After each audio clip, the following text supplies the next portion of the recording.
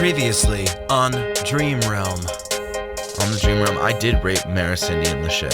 But it wasn't real. It was just in the Dream Realm, and it didn't last long or mean anything. I don't even think you can call it rape. And then she left, saying that she would make sure I went to jail, and that everyone knew the truth about me, and I didn't know what to do. I was sleepless, so I went to her apartment.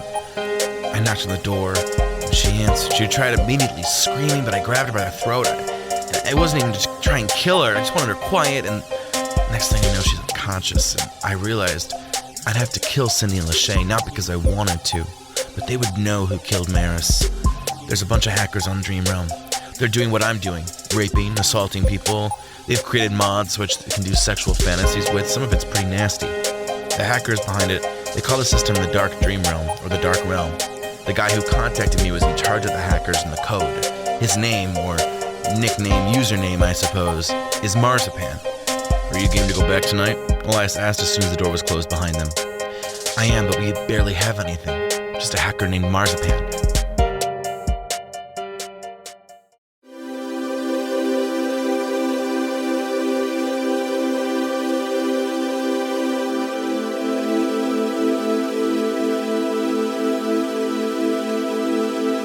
You're listening to episode 10 to the audiobook/podcast project, Dream Realm. Voiced, written, and produced by me, Matt Rebar. Part 4, Chapter 3. The only name which Liam Schumer could give up was a nickname, that of a man named Marzipan. According to Liam's story, the two had met on Dream Realm after Liam had answered an ad online looking for skilled hackers. The two had met in Soft Cafe, a type of technological cafe located in Urbana. Neither Elias or Jordyn had gone to the cafe yet, although it had been described as a potential stop on their list. Liam had described Marzipan as a rather young-looking man with perched eyes and a thin frame. Apparently Marzipan had blonde hair which was slicked back with gel. His frames were a fun color, either green or blue. And there wasn't much else that Liam could remember, considering that this would be the only time that they had met in person. During their in-person meeting, Marzipan asked a couple of questions before asking for Liam's coding. And over the next day, Marzipan had given Liam the codes which would help him get away with rape, in return for Liam designing and customizing the codes for the system described as the Dark Realm. Liam provided a few security codes while re-upping a couple of the existing ones in place. And after that, Liam finally got the balls to use the code on victims such as Leander Summers. Up within the third floor of Oolong for Memories were a few new members of the New Leaves, including Gina, Rochelle, and Charisse Bethine, the leader of the group. Charisse looked particularly put together, her short blonde hair in formation and her long sleeve blouse and skirt combo making her look formidable in the semi-professional position she was in. "Jordyn, Elias, how are you?" Charisse asked with a smile. "How did everything go with Maris, Lachey, and Cindy's attacker?" "He'll be spending years behind bars," Jordyn explained to the group. "He won't be seeing the outside of a jail cell for a long time, at least 45 years. "Not enough, but at least you guys found him," Charisse sighed. "Why only 45? "Because Liam Schumer gave us some evidence which, if we find to be worth anything, will lessen his sentence." "Evidence?" Charisse questioned, looking a little frightened. "What did he say to you?" "He mentioned something called the Dark Realm. It's apparently a group of people who are hacking and modifying the main code of Dream Realm. It's what allowed men and women to rape people. It's what might allow people to do even more things on the Dream Realm. Horrible things for all we know. Things that are outlawed in here. You know, like stalking, sexual harassment, pedophilia, kidnapping, peer pressure, bullying. Those are technically against Dream Realm code, but these kind of things will happen if the Dark Realm continues mass-producing their code." "We have a better understanding of how the code works," Elias explained. "It appears that in real life the code is applied to one's dream mask system. How that happens, we're unsure. Most likely these hackers have broken into Dream Realm's corporation, or individuals give permission. Either way, the code's applied to the individual, who then can enter the Dream Realm with their new set of powers." "This is terrifying," Charisse responded, looking between Gina and Rochelle, who looked sickened. How do we stop that?" "We don't know yet," Jordyn answered truthfully. "We have to investigate that question, actually. But we have a lead. Apparently one of the main hackers behind the Dark Realm, well, it's a man by the name of Marzipan. Does it ring a bell for anyone?" The members present all thought for a second, but then nodded their heads no. "Do you have a picture?" Gina asked Jordyn. "I don't know the name, but I might know the face." "1 second. Jordyn closed her eyes and recalled the photo which the sketch artist had created. The slick blonde hair, the blue-green glasses, the thin hollow face formed on a piece of paper, which was then clutched in her hand. She showed the small gaggle of new leaves, and immediately one girl recognized the man. That's the man who raped me, the girl exclaimed as the room turned to her. He's the one. Oh my gosh, he's the one. Minutes later, Jordyn, Elias, and Ginger were sharing a conversation. I had been leaving a bar in Townsville, O'Haggerty's, when I could just feel something was wrong. Ginger was explaining the night of her attack. Townsville was one of the 7 main public realms. I didn't know what to say or what to do, so I just kept walking. I was just going to get to the other side of Townsville. It was such a gorgeous night. I picked up my pace, and that's when I just felt myself freeze over.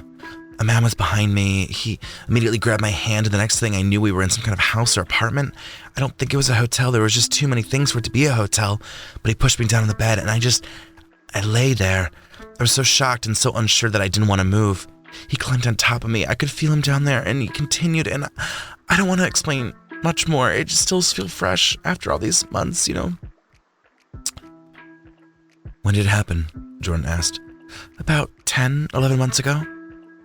Okay, Elias nodded. And what happened after it was over? He finished, told me I could leave, didn't even do anything or say anything else. So did you leave?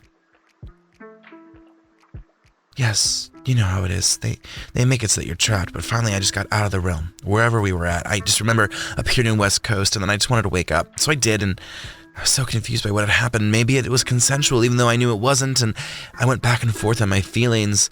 The perception of the event changed. Sometimes it was a bad hookup. Sometimes it was the worst time of my life. When I saw an online forum about a group for people who had experienced this, I knew I had to find out more, and I'm so glad I did. Ginger paused for a second. Is there anything else I can tell you that might help you?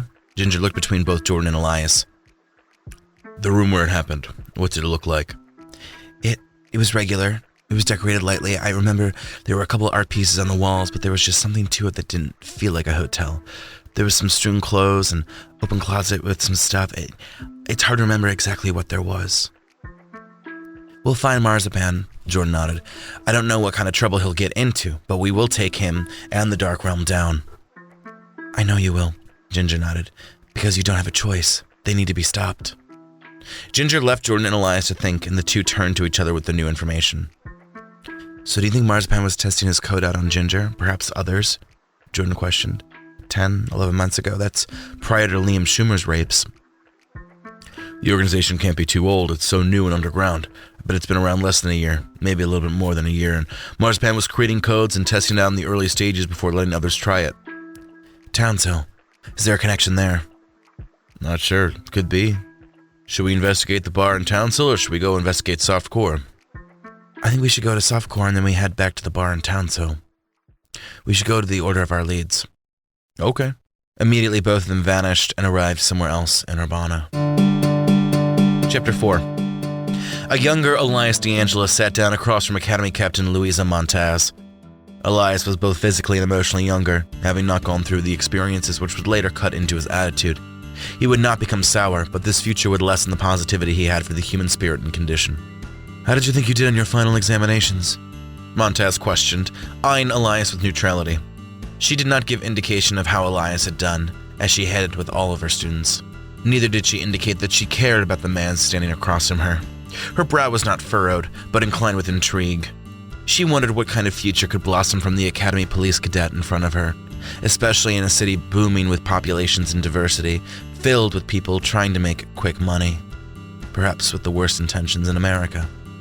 To make it as a police officer in Los Angeles was not easy, especially for someone so bold and devoted like Elias DeAngelis. I think I did well. How well do you think you did? I guess well, Captain. You passed, Captain Montaz explained with a happy sigh. Straight pass. You turned out to be the best officer within your class, actually. You nailed the physical tests, handled yourself with logic and knowledge, passed the psychiatric evaluations. There wasn't a single part where you didn't shine. Top of the class? Well, that's a bit of a surprise. Is it? Captain Montaz questioned as she shuffled through the paperwork. You were the top in your criminology department at San Francisco University. The SFPD raved about your internship working capacities. They wanted to hire you right out of college. But you decided to come down here. Why was that? I wanted to get away from my hometown when I went to university, and staying in San Francisco didn't seem far enough. What's back in your hometown? Resentment? Dishonor? Problems? I thought I passed the psychiatric examination. I have the same kind of talk with all the cadets who score high in their class, Montaz continued, so I can tailor my recommendations and fit you in the best department or precinct. My hometown has a few problems, Elias shrugged. It's a small town, barely on the map, off from the major highways. Not much happens in that town, and some people like that. They like waking up to predictable routine, where once a year something wild happens, and it's the talk of the town until next year's wild thing. There's not much going on otherwise. On top of that, I had a really bad high school relationship, and my relationship with my mother is complicated. Tell me about these women. My high school girlfriend, Gigi. She was a beautiful girl, one of the few people in the area who I thought understood it. It being where we were living and who we were. We talked about college in big cities, jobs in big cities, traveling, seeing the world. We were aware that this small town in Northern California was not where we were meant to be. And then senior year of high school, I found out she was cheating on me. I know, a little dramatic, but perhaps being awoken to the awareness of our shitty lives meant that nothing real could remain. And I was torn up about it. I knew she was going up to school up in Seattle, so San Francisco seemed like a safe enough distance away from her. But my mother, she's always been a little bit nihilistic. I think I get a lot of my ideology from her, although a younger version of her. I think getting into her 30s began to sour her experience on life. She'd wake up, go to the county school to teach, come home with the kids, cook, clean, and sleep. The repetitive cycle got the better of her. I remember feeling it more when I entered high school. I think becoming a teenager made me more aware of my mother's evolution. I was glad to leave the house and the town. There wasn't much keeping me there. I never bonded with my father, never bonded with my siblings. We just existed together cohesively but shallowly. So after college in San Francisco, what motivated you to come to LA? Captain Montaz was interested in the story that was playing out, her eyes deep into his own, so deep that occasionally Elias had to break eye contact. A couple of reasons. I wasn't going back to my hometown, but I was ready for more of a challenge. I could have been a great police officer for San Francisco, but I wanted something more complicated. I was aware how hard it would be to work in LA, but I was ready for it. I'm a rather straightforward man in a lot of ways. My work always comes first. My work means so much to me, it's my legacy, so why not go to LA, tackle some troubles head on? I can afford to be a police officer who works long nights and late hours. I can afford to have a small social life. I can afford to take on this job without the added responsibilities or the desire of said responsibilities of family and friends. Some might say that makes you a bit nutty. People are born for things. Some are born to be selfish, others giving. Some are born to love, some are born to hate. I was born to work, always have and always will. So what do you see of yourself in the next 10 years? I see myself in law. Might still be an officer, but I'm hoping to be a detective or an investigator. Maybe I'll get a higher role, maybe not. You don't see a family involved, or at least a wife. Not against it, I just don't care if it happens in the next 10 years. What else do you see? Accomplishment, but not the kind created for itself. Accomplishment which confirms that I should be here doing what I love.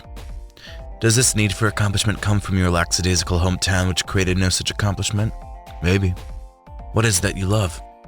He closed his eyes for a second and opened them softly while mulling the question over. I love the work that I've been doing. That's more than enough for me.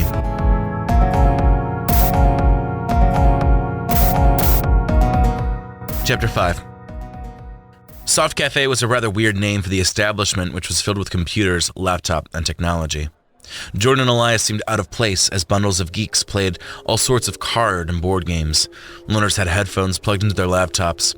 One could easily imagine Marzipan and Liam Schumer meeting here, the two of them blending in well in the sea of geeks. Up at the counter, Jordyn and Elias approached the lone bartender. She was a woman with dark black hair cut short and left on her sides. The barista had bold black glasses and a short sleeve shirt. On her right arm was the tattoo, which meant she was a mod and not a real person. Hi, can I help you? The mod asked, the name tag reading Ellen. Yeah, we have a question about one of your potential customers, Elias began, to which Ellen nodded. You're lucky I have a really good memory, Ellen joked, although it was reality. Mods remembered everything. Jordyn whipped out the photo she had created earlier. Do you know this man? He goes by the name Marzipan. I do know him, Ellen nodded. He comes in here quite frequently. Could we talk to you somewhere more private? Elias questioned, looking around the room. Yes, Ellen nodded, and the three of them headed into the back room of Soft Cafe. Like I said, he comes here quite often. How often? Jordyn questioned, ready to truly ask all the questions she could. Mods could remember every piece of interactions, details that normal people would not remember. You could remember your dreams and take them into real life with you, although, like the real life, people were bound to forget things. A mod, which was ran by code and thus a manufactured piece of the internet, remembered every single detail in memory. Even when mods act like humans, their recall sometimes makes one remember that they're not real humans. He comes in here like 2 or 3 times a week, Ellen responded. He orders a small black coffee each time he visits. Sometimes he pulls out a laptop, but mostly he's here meeting with a variety of people. What kind of people does he meet with? Elias bounced off Ellen, who immediately responded. Mostly young men with technological interests. The men always have a weird look to them. The man you call Marzipan, he carries himself rather well. He never appears too weird or anything, but the men which Marzipan meets with can be a bit odd. Would you be shocked to know that Marzipan is a hacker who's working on a dark dream realm? A realm which has a bit more freedom than the dream realm? Well, a bit. Not because I don't think he's capable, more so that I'm surprised people want more out of the dream realm, Ellen sighed. Do you think he's meeting with people who are helping him hack into the dream realm? Is that what you're implying? I think that's a heavy possibility, Jordyn nodded. Can you confirm that Marzipan looks exactly like my drawing? Absolutely, Ellen nodded. He's a thin, wispy man. Slicked back, blonde hair, aquamarine glasses. He stands out, but that doesn't stand out to a point where you'd really get a second look at him. Have you ever interacted with him? Anything you can remember that might give us any indication of where he's from or where he works? Jordyn questions steamrolled each other. She was hoping that the mod knew something which would get their investigation going. Well, he mentioned Town's Hell a few times, Ellen whispered. Sometimes I'd be walking past him in his meetings, just kind of cleaning the place and whatnot, and I just remember hearing him name that realm. Do you think he lives there? No idea, I just remember hearing that realm more so than anything else. Jordyn and Elias thanked Ellen for their time and stepped out onto the streets of Urbana. Ginger was attacked and raped in Town's Hell by Marzipan, Jordyn whispered. She was leaving O'Haggerty's almost a year ago. Well, now there has to be a story, Elias demanded. Let's head to that bar. The two vanished off Urbana and reappeared instantly in front of O'Haggerty's within Town's Hill. O'Haggerty's was the perfect establishment for Town's Hill, fitting the realm's aesthetics quite well. O'Haggerty's was a stone building tightly nestled between 2 other stone buildings, forming a stone wall of sorts. The windows to the bar were large stained glass panels. Externally and internally, the place was a mix of Irish, Welsh, and British pub culture. Whiskey and Guinness floated out of the open door and onto the patio while men and women enjoyed the drink from the dimly lit depths of the building. Town's Hall itself was a rather peaceful town which was built upon a hill. The buildings formed rings which spread outward to a small wall. Past the wall were large and endless fields of grain, wheat, and green, as endless as one wished to dream. Most of the residents and partiers existed within the village of Town's Hill, although some people did dream themselves in a little house on the Irish prairie. Most people preferred the grand city of Urbana, or the beautiful coastlines of West Coast and South Coast. Although Town's Hill was a beautiful little addition, people visited once in a while as a change of pace. So we're close to the area where Ginger was abducted, Jordyn explained as she began to walk the exact path as Ginger had indicated. If he was able to grab her into his apartment or into a hotel, it had to be nearby. With the photo in hand, Jordyn immediately turned to a passerby. Excuse me, sir, have you seen this man? Chapter 6. From the depths of a second bedroom, electronics fizzled around him like sparklers on the 4th of July. The modems hummed and fizzed around him while he typed fast, mimicking the pitter-patter of experts. Like usual, he was continuing to grind out codes which would strengthen the Dark Realm. It was his job to foresee the future of the Dark Realm code, while the hackers beneath him handled assignments which he designed. He was the future of the code, the master of the direction to which Dark Realm went. His blonde hair was slicked back carefully, so carefully that in the real world, such precision would take a long time to perfectly master. The computer reflected off his glasses, but in the dream realm, the reflection didn't seem bothersome. He cracked his knuckles for a second, pausing to look at the series of numbers on the screen in front of him. It was rather impressive, although he didn't want to appear ahead of himself. One attitude which never fared well for a hacker was pride. There was a difference in being proud of what you accomplished versus letting your accomplishments sully your attitude. In real life, Marzipan was a freelance hacker and code writer who lived in Amsterdam within the Netherlands. He had designed pages upon pages of websites and codes for all sorts of legal and illegal companies and organizations and people. He had worked equally for humans with good intentions and with bad intentions. Marzipan was not in the business to be ethical, he was trying to flip a buck. He didn't mind who he served, for it was pointless. He was trying to make money while he was in the height of his power as a hacker. Like female pop stars and butter, hackers had peak experiences, times where they were the talk of the town. The period of a peak experience could last rather long if one played their cards right. Marzipan's 20s could be heavily fruitful, enough to make him a legacy by the time he entered his 30s. He could make enough money that he could retire comfortably at the age of 40. Marzipan had been approached by a British fellow about a year ago. This job had enticed him partially because of the money involved, partially because of the difficulty at hand, on top of the fact that Marzipan could work on the code mainly while he was in the dream realm. That, too, was a benefit. How was Marzipan going to break into a code and change it, especially a code used by over 1 billion people worldwide? The first few months had been challenging, with both successes and failures. His boss had been patient, rather happy, even with some of the turbulence which occurred following some of the experiments. "How did it go?" Marzipan whispered, appearing in the shadows of an Urbana alleyway. Liam Schumer, known by his last name as Marzipan, had just finished another trial of the Dark Realm. "I did it. It works." None of the other hackers were too interested in testing the codes they were implementing, but Schumer, Liam Schumer, he had been dedicated to trying out the codes. It was a shame that Schumer had gone AWOL. He had been one of Marzipan's favorites, after all, but no matter. The codes were working brilliantly now.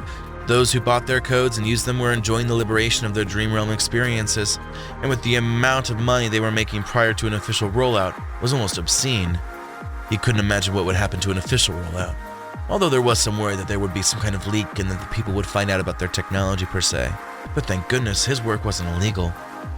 A small beep came from one of the computers in the secondary desk. The secondary desk acted as a general alarm system, designed so that Marzipan was warned if anyone unaffiliated with the apartment building had entered it. Marzipan turned to see a female and male figure enter the building. He recognized neither of them, although he was curious to who they were. Both carried themselves high and proper, neither slowing down after briefly pausing at the mailbox system. Marzipan tried turning back to his main desk, but stopped. He watched as they took the staircase and ended up on the 3rd floor. It was now getting incredibly dangerous for him. Strangers now on the same floor as him. He watched slowly, his heart beating as they passed his neighbors.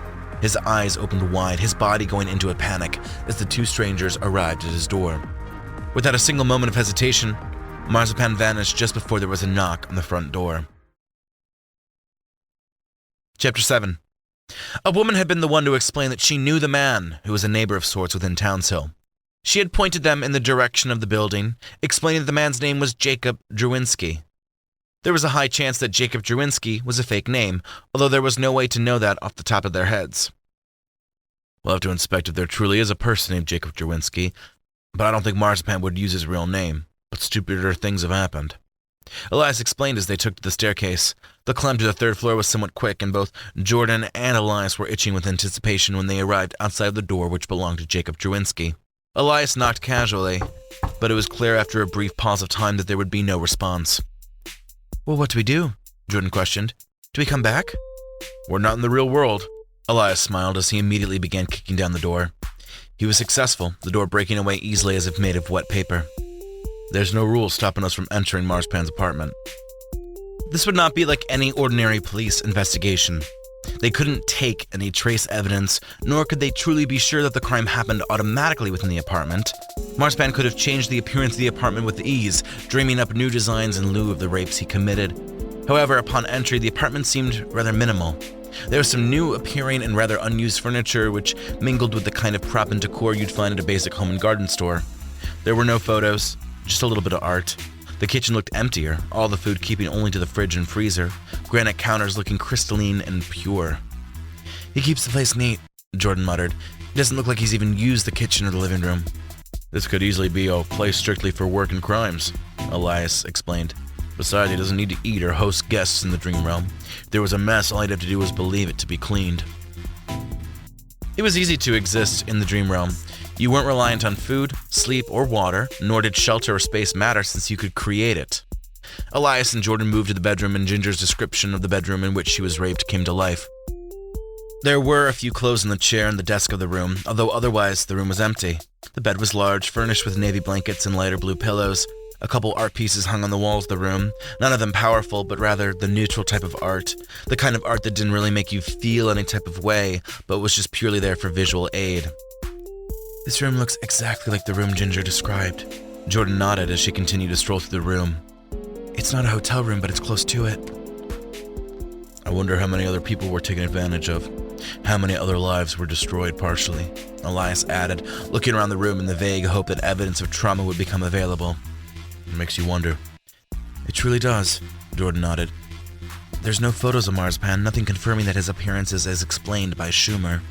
Well, Ginger affirmed what he looks like. I don't think a hacker would be that stupid to leave photos of himself around the apartment. The bathroom was empty and similar to the rest of the house, cold, with no identity attached to it. However, the office yielded some interesting results, as they looked between the giant massive computer screens and at the large computer banks and modems which covered the wall. A room like this only existed in one person for every million, the kind of room which indicated that the individual knew everything about the mastery of computer technology. Well, if we had any doubts, they're gone now. Jordyn didn't know exactly where to look, her eyes drawn to different screens. Some of the computers flashed with bright numbers against dark backgrounds, some were open to casual search options and home pages, but one computer appeared to act like a security screen as it showed footage of the hallways to the building. If he was here, he probably saw us and fled, Elias chuckled while Jordyn looked through a small pile of paperwork. I think this paperwork contains the names and contacts of the hackers he's working with on the project, Jordyn explained. Although, he has some kind of special code so we can't identify any of the names. Jordyn shuffled through the paperwork, which continued to be written up in some kind of hacker code. God, we can't remember this, Jordyn sighed, although she did flip to a poster which was written for the common man. Jordyn eyed the poster for a second before showing it to Elias. Do you think this has something to do with the Dark Realm? The poster advertised was for a place called Gate, with the word being spelled out in a rather aggressive font. There was an address which was located in the mid-shady region of Urbana. The flyer said a few things upon it, merely drinks, food, and girls. There appeared to be nothing else in the poster, its minimalism kept for a secret most likely dark and unethical. What do you think this place is? Elias questioned. A strip club? A brothel? Both and more, I bet, Jordyn whispered as she looked over to her co-investigator. Since we can't find Marzipan, should we just head here? Across the way from the apartment building, Marzipan stood on the adjacent building across the street, watching the windows, seeing the movement of the two figures who had interrupted his work. The two figures did not stay long before leaving, although Marzipan was not sure where they had left to. Worried that it could be a trap, Marzipan remained on the roof away from his apartment while he pulled out his cell phone to call a number. Hello, hello, Marzipan whispered as his direct boss answered the phone. We have a problem. The British twang could be heard over the line as King responded. What kind of problem? Thank you so much for listening. For more podcasts and work done by me, Matt Rebar, check out my website at www.mattrebar.weebly.com. Tweet or Instagram me at Reebstar, Hribstar. And if you missed it, all 10 episodes of Season 1, Unconscious, Subconscious, are available on Apple Podcasts, Spotify, Google Play, and more. Until next time.